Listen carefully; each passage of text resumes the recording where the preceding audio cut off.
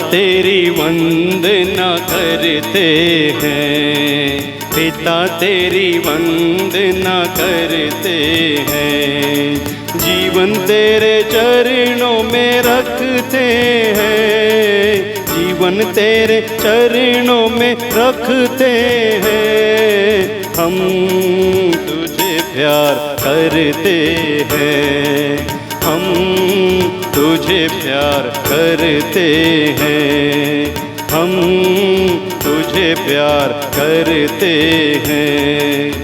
यीशु तेरी वंदना करते हैं, यीशु तेरी वंदना करते हैं। जीवन तेरे चरणों में रखते हैं, जीवन तेरे चरणों में रखते हैं। हम तुझे प्यार करते हैं, हम तुझे प्यार करते हैं, हम तुझे प्यार करते हैं।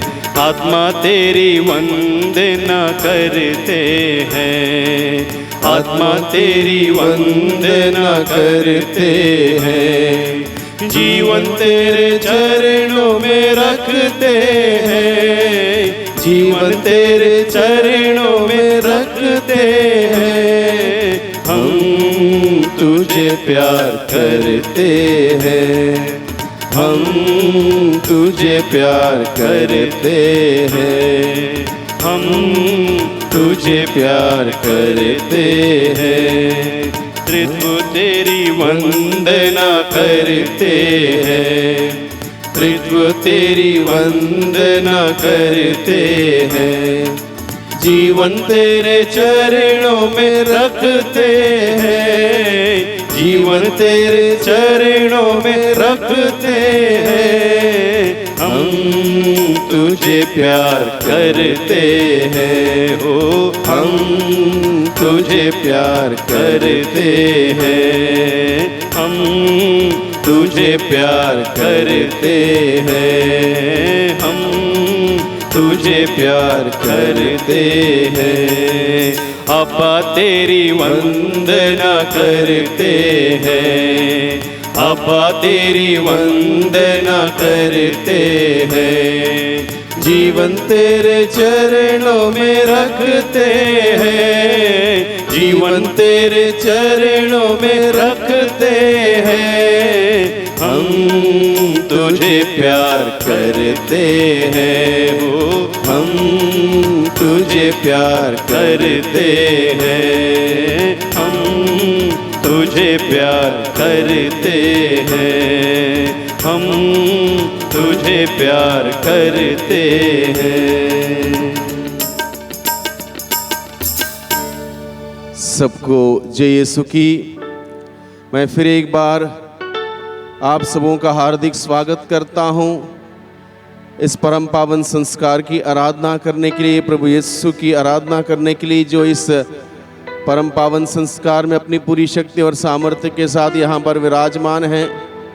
प्रार्थना भवन टीवी के माध्यम से अगर आप इस वक्त इस आराधना में शामिल हो रहे हो, मैं प्रभु यीशु के नाम से आप सबों का हार्दिक स्वागत करता हूँ और निमंत्रण करता हूँ प्रभु के साथ ये आने वाले 25 मिनट बड़े ध्यान पूर्वक प्रभु का वचन सुनते हुए, आराधना के गीत गाते हुए, प्रभु की स्तुति आराधना करते हुए, प्रभु का जय जयकार करते हुए, प्रभु को धन्यवाद देते हुए हम लोग बिताएंगे। और ये समय जो हम बिताएंगे प्रभु के साथ, ये हम सबों के लिए एक प्रकार से रिचार्ज होने का समय है। इस दौरान प्रभु हम सबों को स्पर्श करेंगे, प्रभु हम सबों को आशीष देंगे, हम सबों को चंगाई प्रदान करेंगे, हम सबों को आनंद और खुशियों से भर देंगे। इस समय से बढ़कर कोई समय नहीं हो सकता है कि इंसान उस ईश्वर के सानिध्य में समय बिता रहा हो। भाइयों बहनों, ये हम सबों के लिए सौभाग्य की बात है, बड़ी आनंद की बात है, खुशी की बात है। हम निरे मनुष्यों को प्रभु ने यह सुंदर अवसर दिया है कि हम सभी उस महान प्रभु के सानिध्य में आ सकें, उस महान प्रभु के पास बैठ सकें, उस प्रभु की आराधना कर सकें, उस प्रभु का जय जयकार कर सकें। इसलिए आइए भाइयों बहनों, जिस प्रकार से हमने आराधना का गीत गाया, प्रभु तेरी वंदना करते हैं, जीवन तेरे चरणों में रखते हैं, प्रभु के चरणों में अपने जीवन को समर्पित करें और प्रभु की वंदना करें, प्रभु का जय जयकार करें, प्रभु को धन्यवाद दें हमारे जीवन के लिए। हम आज के दिन में जो कुछ भी हैं भाइयों बहनों, उस प्रभु के अनुग्रह से हैं, प्रभु के प्रेम से हैं, प्रभु की दया से हैं। अगर प्रभु का प्रेम और दया हम पर नहीं होगा, हम अस्तित्व में नहीं रह पाएंगे। हमारा अस्तित्व उस प्रभु का प्रेम और उसकी दया पर टिका हुआ है। इसलिए यह हम सबों के लिए उचित है और आवश्यक है कि हम उस प्रभु को निरंतर धन्यवाद दें। आज के इस आराधना के समय हम लोग उस प्रभु को धन्यवाद देंगे, लगातार उस प्रभु को धन्यवाद देंगे। हम प्रभु के पास जाते हैं मांगने के लिए, विशेष रूप से हमारे जीवन में जब दुख आता है, तकलीफ आती है, परेशानी आती है, हम उस प्रभु के पास जाते हैं, प्रभु से मांगते हैं और उसके बाद भूल जाते हैं उस प्रभु को। आज हम इस आराधना के समय सीखेंगे प्रभु को धन्यवाद देने के लिए, और धन्यवाद देने की विशेष कृपा के लिए हम प्रभु से प्रार्थना करेंगे। धन्यवाद देने का वरदान के लिए हम प्रभु से प्रार्थना करेंगे, क्योंकि हम जितना धन्यवाद देंगे उतना अपने जीवन के लिए और आशीषों को हम बटोर पाएंगे। इसलिए भाइयों बहनों, आज के इस आराधना के समय हम सिर्फ और सिर्फ प्रभु को धन्यवाद देंगे और धन्यवाद देना सीखेंगे। धन्यवाद देने के वरदान के लिए हम प्रभु से प्रार्थना करेंगे। हालेलुया, हालेलुया, हालेलुया, हालेलुया, हालेलुया, हालेलुया, हालेलुया, हालेलुया, हालेलुया, हालेलुया, हालेलुया, हालेलुया। यीशु प्रभु, यीशु प्रभु, मैं आपके पास आया हूँ, मैं आपके पास आया हूँ, मुझ पापी पर दया कीजिए, दया कीजिए। यीशु प्रभु, यीशु प्रभु, मैं आपके पास आया मैं हूँ, आपके पास आया मुझ हूँ, पापी पर मुझ पापी पर दया कर, दया कर, मुझ पापी पर मुझ पापी पर दया कर, दया कर। यीशु प्रभु, यीशु प्रभु, आपने जिन लोगों पर दया की, वे सब के सब आशीषों से भर गए, आनंद से भर गए, परिपूर्ण जीवन से भर गए। हे प्यारे यीशु, आज के दिन में मैं आपके पास आया हूँ, मुझ पर भी दया कीजिए, आपकी दया की दृष्टि मुझ पर बनाए रखिए। प्रभु, मैं आपके प्रेम पर और दया पर विश्वास करता हूँ। अगर आपका प्रेम और दया मुझ पर नहीं रहेगी तो मैं कुछ भी नहीं कर पाऊंगा। हे प्यारे यीशु, मैं जानता हूँ कि आपकी कृपा, आपका प्रेम और आपकी दया मुझ पर बनी हुई है।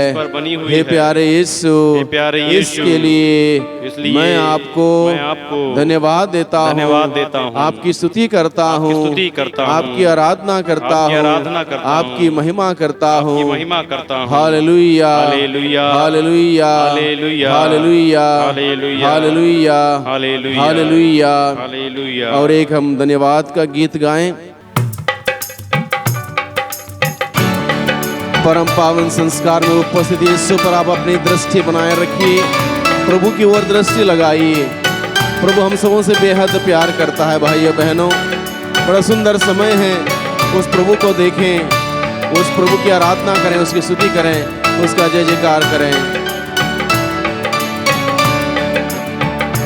तुझे धन्यवाद, तुझे धन्यवाद, तुझे धन्यवाद प्रभु जी, तुझे धन्यवाद, तुझे धन्यवाद, तुझे धन्यवाद प्रभु जी, तुझे धन्यवाद, तुझे धन्यवाद, तुझे धन्यवाद प्रभु जी, तुझे धन्यवाद, तुझे धन्यवाद, तुझे धन्यवाद प्रभु जी।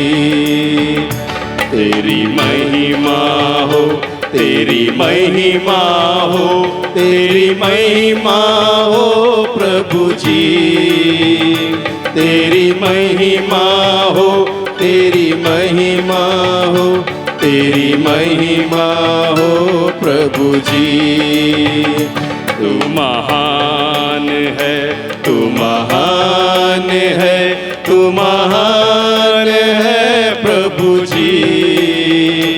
तू महान है, तू महान है, तू महान है प्रभु जी।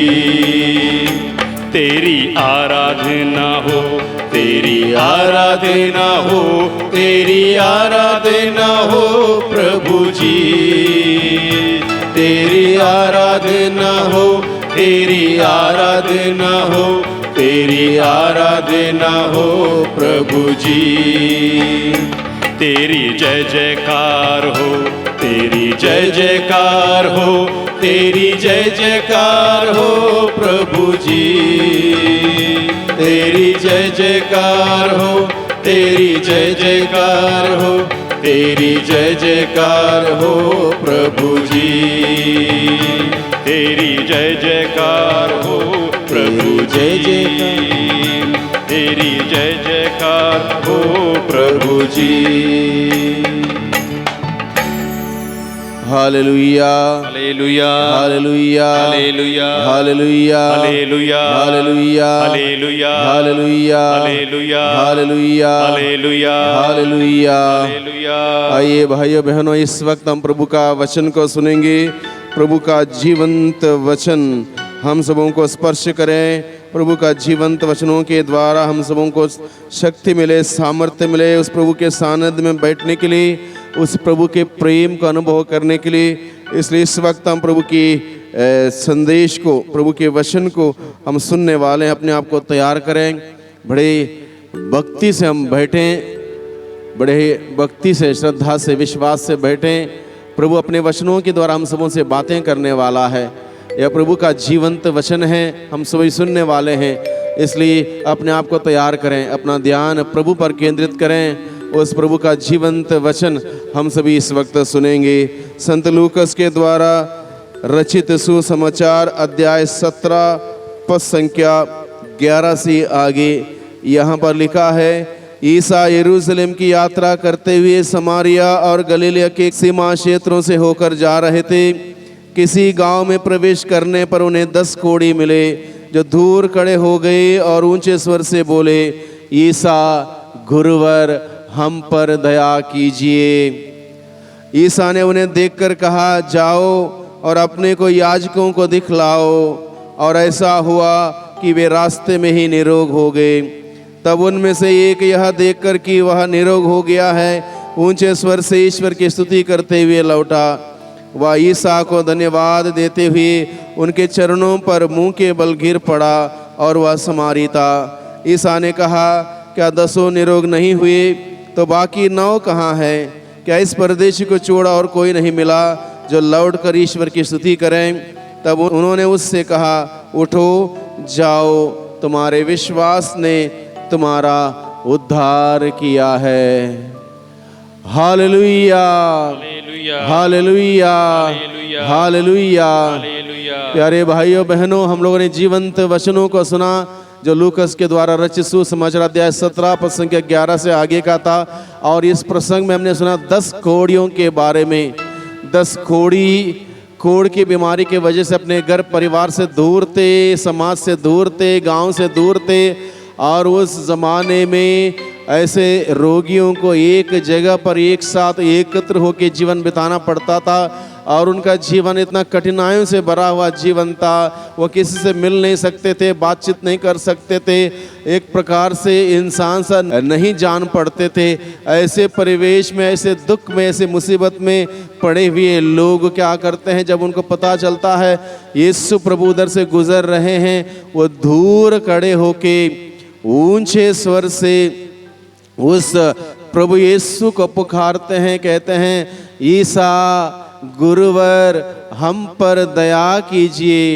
देखिए उनकी उस छोटी सी प्रार्थना में, उनकी पुकार में कितना दर्द था। वो क्या कहते हैं, ईसा गुरुवर हम पर दया कीजिए। और इसका अर्थ यह है कि आपके अलावा कोई भी व्यक्ति हम पर दया नहीं कर सकता है। अगर आप दया नहीं करेंगे, हम ऐसी अवस्था में रहेंगे, हम इसी प्रकार से जीवन बिताते रहेंगे। ये दुखमय जीवन, ये परेशानियों से भरा हुआ जीवन, ये मुसीबतों से जकड़ा हुआ जीवन हम जीते रहेंगे। इसलिए उन्होंने बड़े आस्था से, बड़े विश्वास से प्रभु यीशु को पुकारते हुए कहा, ईसा गुरुवर हम पर दया कीजिए। और जैसे ही प्रभु के कानों में उनकी पुकार पहुंच गई, प्रभु ने तुरंत, अधिक विलंब ना करते हुए तुरंत उनसे कहा, जाओ अपने को याजकों को दिखलाओ। क्योंकि उस जमाने प्रथा ये थी, जब तक याजक इस बात को प्रमाणित ना करे कि वो कोढ़ी चंगा हो गया है, शुद्ध हो गया है, तब तक वो अपने घर परिवार में जा नहीं सकता था, अपने गांव में जा नहीं सकता था। इसलिए आवश्यकता कि याजक इस बात को प्रमाणित करें कि यह व्यक्ति शुद्ध हो गया है कोढ़ की बीमारी से। इसलिए तुरंत प्रभु यीशु ने कहा, जाओ अपने को याजकों को दिखाओ। देखिए भाइयों बहनों, जैसे ही प्रभु यीशु ने कहा, जाओ अपने को याजकों को दिखाओ, वो 10 कोढ़ी तुरंत निकल पड़े याजकों को मिलने के लिए, दिखाने के लिए। हालांकि उस वक्त तो ठीक नहीं हुए थे, उनकी कोढ़ की बीमारी ठीक नहीं हुई थी, कोढ़ की बीमारी से ग्रसित थे। फिर भी ये सवाल किए बगैर, प्रभु हम क्या दिखाएं, हम आज भी इस वक्त भी कोढ़ से हम ग्रसित हैं, वो कह सकते थे। लेकिन उन्होंने क्या किया, यीशु ने जो वचन सुनाया, जाओ अपने को याजकों को दिखाओ, वो वचन वो सुनते हैं, वो वचन वो ग्रहण करते हैं, वो वचन वो अपने दिल में रखते हैं और उस वचन के अनुसार वो कार्य करते हैं, तुरंत वह निकल पड़ते हैं। ऐसा करने पर क्या होता है, रास्ते में वो निरोग हो गए, रास्ते में अपने कोढ़ की बीमारी से वो ठीक हुए। जैसे उन्होंने अनुभव किया कि हम ठीक हो गए हैं, उनमें से एक जो समारी था वह लौट के आया, दौड़ के आया प्रभु के पास, प्रभु के चरणों में मुंह के बल गिर पड़ा, धन्यवाद देता रहा, प्रभु आपने मेरे जीवन में ऐसा बड़ा कार्य किया है। उन्होंने धन्यवाद दिया। जैसे वो आया लौटकर, प्रभु ने पूछा, क्या 10 निरोग नहीं हुए, तो बाकी 9 कहाँ गए? क्या बाकी 9 लोगों को पता नहीं कि लौटकर उस ईश्वर को धन्यवाद देना चाहिए? ये सवाल प्रभु ने उस व्यक्ति से उठाया, बाकी 9 कहाँ गए? प्यारे भाइयों बहनों, हम सबों के जीवन में बहुत बार ऐसा होता होगा कि हम लोग प्रभु के पास जाते हैं, गिड़गिड़ाते हैं अलग अलग ज़रूरतों को लेकर, लेकिन लौट कर उसको धन्यवाद नहीं देते हैं। प्रभु का ये प्रसंग हम सबों को याद दिलाता है कि हमें कितना ज़रूरी है हम सबों के लिए उस प्रभु को धन्यवाद देना। प्रभु निरंतर पूछता है, क्या सभी ठीक नहीं हुए, क्या सभी अच्छे नहीं हुए, तो बाकी लोग कहाँ गए? क्या उनको मालूम नहीं कि लौट कर ईश्वर को धन्यवाद देना चाहिए? प्रभु हम सबों से पूछता है, क्या तुम्हें मालूम नहीं कि लौट कर प्रभु को धन्यवाद देना चाहिए? और देखिए, धन्यवाद देने से क्या होता है, इस बात को भी इस प्रसंग में उजागर किया गया है। जब एक व्यक्ति लौट के आया, प्रभु के चरणों में मुंह के बल गिर पड़ा और धन्यवाद देता रहा, प्रभु ने कहा, उठो। बहुत सुंदर बात प्रभु ने यहाँ पर कही। प्रभु ने कहा, वो समारी था, ईसा ने कहा, क्या 10 निरोग नहीं हुए, तो बाकी 9 कहाँ हैं? क्या इस परदेशी को छोड़ और कोई नहीं मिला जो लौट कर ईश्वर की स्तुति करें? तब उन्होंने उससे कहा, उठो, जाओ, तुम्हारे विश्वास ने तुम्हारा उद्धार किया है। जो व्यक्ति लौटकर आया धन्यवाद देने के लिए, उससे प्रभु ने कहा, उठो, जाओ, तुम्हारे विश्वास ने तुम्हारा उद्धार किया है। यानी कि तुमको मुक्ति मिली है। तुम ना केवल शारीरिक रूप से चंगाई प्राप्त किए हो, ना केवल तुम्हें शारीरिक चंगाई मिली है, बल्कि तुम्हें आध्यात्मिक चंगाई भी मिली है। हर प्रकार के पाप के बंधनों से छुटकारा तुमको मिली है और तुम्हें मुक्ति मिली है। जाओ, तुम्हारा उद्धार हुआ है, यानी कि तुम अनंत जीवन के लिए चुने गए हो, तुम्हारा उद्धार हुआ है। प्रभु उसको अतिरिक्त आशीष देता है। जिन लोगों ने यीशु को पुकारा, ईसा गुरुवर हम पर दया कीजिए, उन सबों को केवल शारीरिक कोढ़ की बीमारी से छुटकारा जरूर मिला, लेकिन उनके आध्यात्मिक बीमारी से उस बंधन से छुटकारा नहीं मिला। वो केवल शारीरिक रूप से ठीक हुए, लेकिन जो धन्यवाद देता है उसके लिए विशिष्ट आशीष प्रभु यहाँ पर घोषित करता है। विशिष्ट आशीष यह है, शारीरिक चंगाई के साथ साथ